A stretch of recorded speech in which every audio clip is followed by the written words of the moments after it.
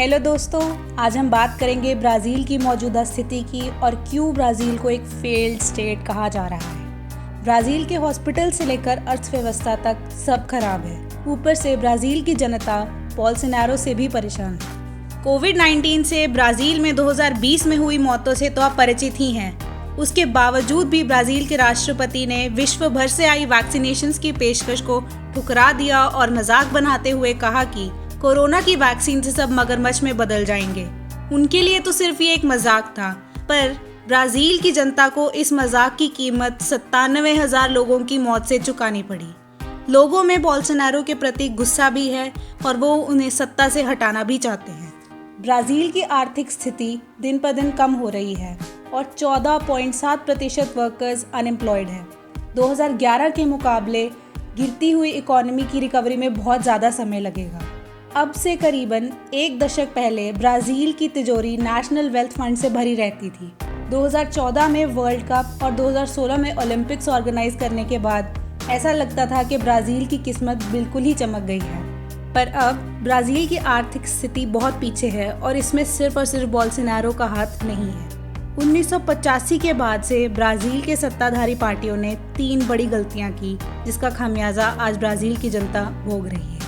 आइए जानते हैं कौन सी थी वो 3 बड़ी गलतियां।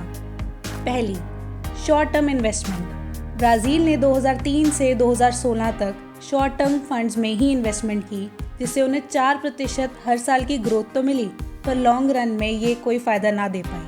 ब्राज़ील की लेफ्टिस्ट गवर्नमेंट ने प्रोडक्टिविटी बढ़ाने में इन्वेस्ट ही नहीं किया। अब कहावत है कि पैसा ही पैसे को खींचता है। बाहर के देशों से ज़्यादा आयात निर्यात नहीं किया क्योंकि स्ट्रिक्ट इकोनॉमिक पॉलिसी थी, और खुद प्रोडक्शन में इन्वेस्ट ही नहीं किया। इससे ना डिमांड बढ़ी और प्राइसेस ऑल टाइम लो चले गए, जिससे रिसेशन आ गया। दूसरी गलती, लावा जातो। ये एक एंटी करप्शन इन्वेस्टिगेशन थी जिसमें ये पाया गया कि Brazil state owned oil firm जिसे पेट्रोबास, जिसे आजकल नोवानोर के नाम से भी जाना जाता है, खुद घूस देती थी कॉन्ट्रैक्ट्स लेने के लिए। 2014 में हुई इस इन्वेस्टिगेशन से 280 केस दर्ज हुए और $800 मिलियन ब्राज़ील के स्टेट के पास वापस आए।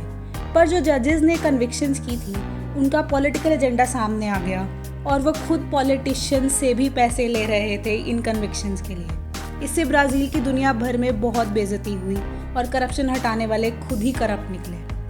तीसरी गलती ब्राज़ील के पॉलिटिकल सिस्टम में है।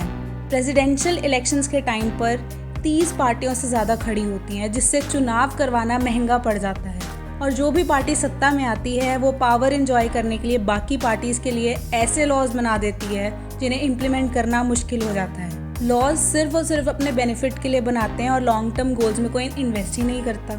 दोस्तों, ब्राज़ील का भविष्य अब संकट में है और जो भी अगला सत्ताधारी होगा उसे इस पर बहुत मेहनत करनी पड़ेगी। अभी के लिए इतना ही। नमस्कार।